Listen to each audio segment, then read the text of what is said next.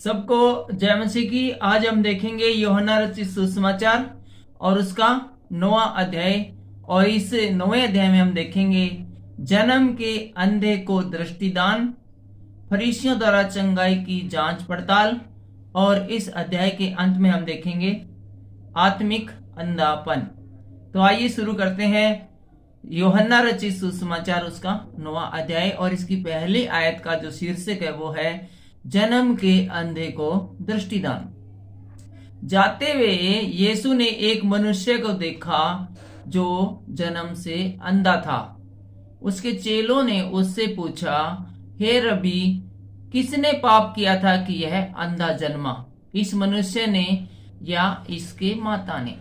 तो जब यीशु मसीह और उसके चेले जा रहे थे कहीं पर, तो रास्ते में उन्हें जन्म से अंधा एक व्यक्ति मिलता है। और उस अंधे को देखकर उसके चेले यीशु मसीह से प्रश्न पूछते हैं कि यीशु मसीह जी, आप हमें बताइए कि ये जो अंधा व्यक्ति है ये किस वजह से अंधा है? क्या पिछले जन्म में इसने कोई बुरे काम किए थे या इसके माता पिता ने बुरे काम किए थे जिसकी बदौलत ये है अंधा जन्मा है? तो यीशु मसीह क्या उत्तर देते हैं? तीसरी आयत में देखते हैं। तो यीशु ने कहा, न तो इसने पाप किया था और न इसके माता पिता ने किया। यीशु मसीह बोले, भाई ऐसी बात है कि न तो इसने पाप करा ना पाप करा इसके माता पिता ने, परंतु यह इसलिए हुआ कि परमेश्वर के काम उसमें प्रकट हो। परंतु यह इसलिए हुआ है कि परमेश्वर के कार्य इसमें प्रकट हो। बहुत सी बार हम देखते हैं कि हमें दुख तकलीफ पीड़ाएं होती है और हम बड़ी ही एक विकट परिस्थिति में फंस जाते हैं। लेकिन ऐसी परिस्थिति में फंसने के बाद जब हम हैं क्या करते हैं, मसीह से प्यार करने वाले परमेश्वर के पास आते हैं, परमेश्वर से हम प्रार्थनाएं करते हैं, तो हमें इस जो विपत्ति आई इससे तो छुटकारा मिलता ही है, साथ साथ एक दो नया वरदान और मिल जाता है। तो बहुत सारे दुख तकलीफ पीड़ाएं हमें हमारे पास या हमारे जीवन में इसलिए भी आते हैं कि उन दुख तकलीफों पीड़ाओं के कारण हम परमेश्वर के अति नजदीक आते हैं। और जब परमेश्वर के नजदीक आते हैं तो फिर हमेशा चमत्कार होता है। चौथी आयत में क्या कहते हैं? जिसने मुझे भेजा है हमें उसके काम दिन ही दिन में करना अवश्य है। वह रात आने वाली है जिसमें कोई काम नहीं कर सकता। तो कहने का मतलब ये है कि जब तक मैं इस दुनिया में शारीरिक रूप से हूँ तब तक है मैं बड़े ही चमत्कार काम कर रहा हूँ, चमत्कारी काम कर रहा हूँ, लोगों को चंगाइयाँ प्रदान कर रहा हूँ। लेकिन जब वो समय आएगा, जबकि इस पृथ्वी के नाश होने का समय नजदीक आएगा, तो इस समय के काम है वो असंभव से जान पड़ेंगे। जब तक मैं जगत में हूं तब तक जगत की ज्योति हूं। यीशु मसीह बताते हैं कि जब तक कि मैं जगत के अंदर हूं तब तक जगत की ज्योति हूं। तो यीशु मसीह जब कहते हैं मैं जब तक जगत में हूं, तो इसके दो अर्थ लगा सकते हैं। एक तो ये कि जब तक वो शारीरिक रूप में है तब तक लोग उसके द्वारा चंगाइयां पा रहे हैं। दूसरा ये कह रहे हैं, इनका कहने का मतलब कि जब तक जगत में है वो आत्मिक रूप से है तब तक जगत की ज्योति है। अर्थात जब परमेश्वर अभी हमारे रूप में शारीरिक रूप में नहीं है यीशु मसीह, लेकिन आत्मिक रूप में वो है और इस जगत के अंत तक आत्मिक रूप में है। उसके बाद तो हम भी स्वर्ग में चले जाएंगे और स्वर्ग में ही यीशु मसीह है, फिर तो एक हम आमने सामने ही हो जाएंगे। लेकिन फिलहाल है जब तक जगत है तब तक जगत की ज्योति है वो यीशु मसीह है। ज्योति मतलब हम लोगों का सहारा है, आसरा है, हमारा उजाला है।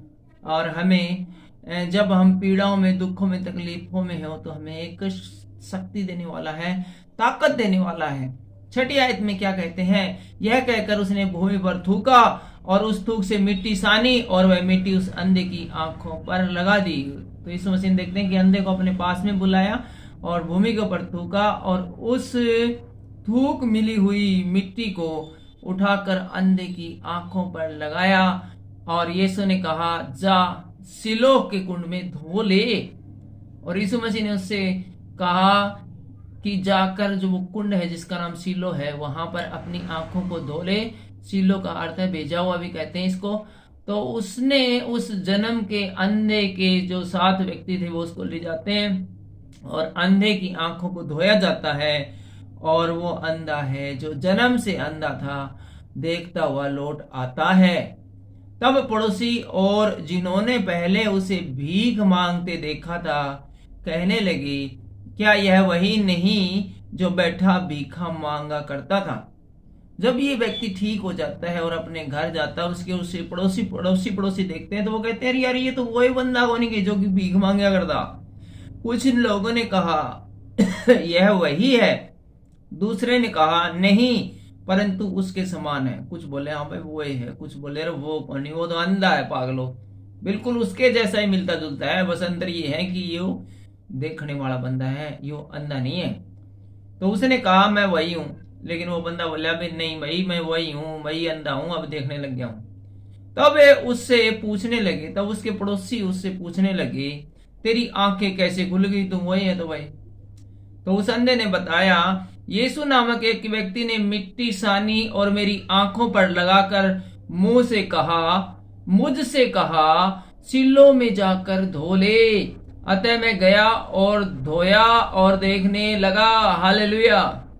तो उनके पड़ोसियों ने फिर पूछा वह कहाँ है? तो उस अंधे ने कहा मैं नहीं जानता कहाँ भाई। तो आगे हम जब 13वीं ऐसे देखते हैं तो देखते हैं कि ये जो एक जन्म से अंधे व्यक्ति को जो यीशु मसीह ने चंगा किया था, उसकी आंखें दोबारा से वापस आ गई थी। ये मामला बहुत ही तूल पकड़ जाता है, बहुत बड़े स्तर पर इस मामले के कारण है, वो एक अलग ही माहौल क्रिएट हो जाता है। ये हम देखते हैं 13वीं ऐसे, और यहाँ का शीर्षक है फरीसियों द्वारा चंगाई की जांच पड़ताल। तो यहाँ जब मैंने कई बार देखा पड़ा है कि जब हम बुरा काम करते हैं तो एक सेकंड भी नहीं सोचते हैं, कोई बुरा काम करना एक सेकंड भी नहीं सोचते हैं, न किसी से पूछताछ करते हैं। लेकिन भला काम करेंगे तो 50 लोगों से फोन करके पूछेंगे, भाई मुझे ये काम करना है, कर लो कि नहीं, घर बनाना है बनाओ कि नहीं, बाइक खरीदनी कौन सी कंपनी की खरीदूं, यानी भला काम करने से पहले 1000 बार सोचेंगे। लेकिन यहाँ पर क्या कि यीशु मसीह ने किसी के साथ भलाई की, एक बचपन से जो अंधा था उसकी आंखों को ठीक कर दिया। तो वो लोगों को ये बात पसंद नहीं आई, रास नहीं आई, किस प्रकार से उसने हंगामा खड़ा कर दिया लोगों ने। हम 13वीं आयत से पढ़ते हैं और यहाँ का शीर्षक है फरीसियों द्वारा चंगाई की जांच पड़ताल। लोग उसे जो पहले अंधा था फरीसियों के पास ले गए, जो अंधा था देखने लग गया था, उसके पड़ोसी उसने पहले फरीसियों के पास ले गए। फरीसी माने जो बड़े पास्टर थे, अपने आप में बड़े चौधरी टाइप के आदमी थे। जिस दिन यीशु ने मिट्टी सान कर उसकी आंखें खोली थी वह सब्बत का दिन था। अच्छा, एक और बड़ी बात होगी यहाँ पर कि वे सब्बत का, संडे का दिन था और प्रार्थना का दिन था, इस दिन यीशु ने ठीक किया था। तो इसकी वजह तो और भी ज्यादा हंगामेदार ये बात हो गई थी। 15वीं आयत में हम देखते हैं, फिर फरीसियों ने भी उससे पूछा कि उसकी आंखें किस रीति से खुल गई। फरीसी बोले बताओ, हमने बतावे तेरी आंखें किस तरह खुल गई, तू तो बचपन था अंधा था, और भीख नहीं मांगा करता, तू श्यामी चौतरा बैठा तने सदा नहीं देखा करते। तो उस अंधे ने जो अब देखने लग गया था कहने लगा, उसने मेरी आंखों पर मिट्टी लगाई, फिर मैंने धो लिया और अब देखता हूं। इस पर कुछ फरीसी कहने लगे, यह मनुष्य परमेश्वर की ओर से नहीं, क्योंकि यह सब्बत का दिन नहीं मानता। तो वो बोले भाई यो अंधा नहीं, वो परमेश्वर का बंदा होने भाई, यो सब्बत का दिन कौन मांगता? अरे वो गंदा आदमी, इसने शर्म नहीं आई, आज का दिन इसने देखना चालू कर दिया है, जब परमेश्वर ने कह रखा है भाई सब्बत के दिन कोई काम नहीं करना है। अरे यो आदमी अपनी आंख ठीक कराया, इसने आंखों का ऑपरेशन करवा लिया, तो ये आदमी है शैतान की ओर से है, यो अंधा है, यो बदमाश है, यो अंधा। तो दूसरे ने कहा, पापी मनुष्य ऐसे चिन्ह कैसे दिखा सकता है? तो दूसरे बोले, भाई नहीं, जिसने इसको ठीक कर दिया है वो मनुष्य पापी कैसे हो सकता है भाई, है? तो ये जो अच्छा काम किया यीशु मसीह ने इसके साथ में वो भी अच्छा है, और ये अंधा है जो कि ठीक हो गया ये भी अच्छा है, क्योंकि जो यदि ये पापी होता है तो इसके फिर पाप क्षमा नहीं होते, और पाप क्षमा करने का अधिकार है वो परमेश्वर के पास है। तो इस प्रकार से हम देखते हैं कि कुछ मनुष्य ने है वो यीशु मसीह का भी पक्ष लिया, अतः उनमें फूट पड़ गई। अब उनमें फरीसी और शास्त्री और इनमें फूट पड़ गई। कुछ कहने लगे भाई अच्छा कराया, बचपन था अंधा था देखने लग गया, कुछ बोले नहीं भाई क्यों देखने लग गया, अरे छुट्टी का दिन इसने ठीक कैसे कर दिया जब परमेश्वर ने मना कर रखा। तो 17वीं आयत से हम देखते हैं, उन्होंने उस अंधे से फिर कहा, उसने तेरी आंखें खोली है, तू उसके विषय में क्या कहता है? तो वो बोले भाई ठीक है, इस अंधा में पूछ ले भाई वो अच्छा आदमी है बुरा आदमी है। तो संदन बोले भाई तू नहीं बता भाई, उसने तेरी आंखें ठीक कर दी, वो अच्छा है बुरा है? तो अंधा बोला भाई भविष्यवक्ता है। अंधा बोला भाई वो तो भविष्यवक्ता है, परंतु यहूदियों को विश्वास न हुआ कि वह अंधा था और अब देखता है। लेकिन यहूदी है वे बड़े ही जाहिल किस्म के आदमी थे। जब उनके सामने एक अंधा व्यक्ति, तो सारे कहने लग रहे यार वे खुद भी देखा करते कि वो चौतरा के ऊपर बैठे भीख मांगा करता। तो उनने फिर यकीन को नहीं आया भाई अंधा है। वो बोले नहीं भाई कोई दूसरा पकड़ ले, हमारे बेटे अंधा है को नहीं हो। जब उन्होंने उसके और उसकी आंखों खुल गई थी, माता पिता को बुलाकर उनसे पूछा क्या यह तुम्हारा पुत्र है जिसे तुम कहते हो कि अंधा था? वो बोले इसके घर क्या न बुला के लाओ। वे उनके घर क्या न बुला के ले अंधा के ना।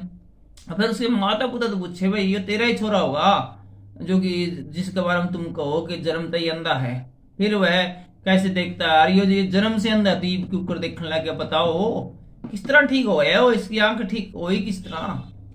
फिर उसके माता पिता ने उत्तर दिया हम तो जानते हैं कि यह हमारा पुत्र है और जन्म से अंधा था। वो बोले जी हमने तो दो बातें गवेरा है, यो हमारा पुत्र था और जन्म से अंधा था, परंतु हम यह नहीं जानते कि अब कैसे देखता है। लेकिन हमने उनमेरा जी क्यों कर देखने लग गया है, और न वह जानते हैं कि किसने इसकी आंखें खोली। हमने न्यू भी कौन मेरा किसने इसका ऑपरेशन कर दिया, किसकी आंखें खोल दी?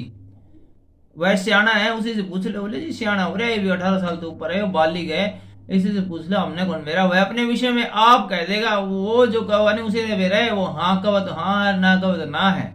ये बातें उसके माता पिता ने इसलिए कही क्योंकि वे यहूदियों से डरते थे, क्योंकि यहूदी एक मत हो चुके थे कि यदि कोई कहे कि वह मसीह है तो आराधनालय से निकाला जाए। इसी कारण उसके माता पिता ने कहा वह सियाना है उसी से पूछ लो।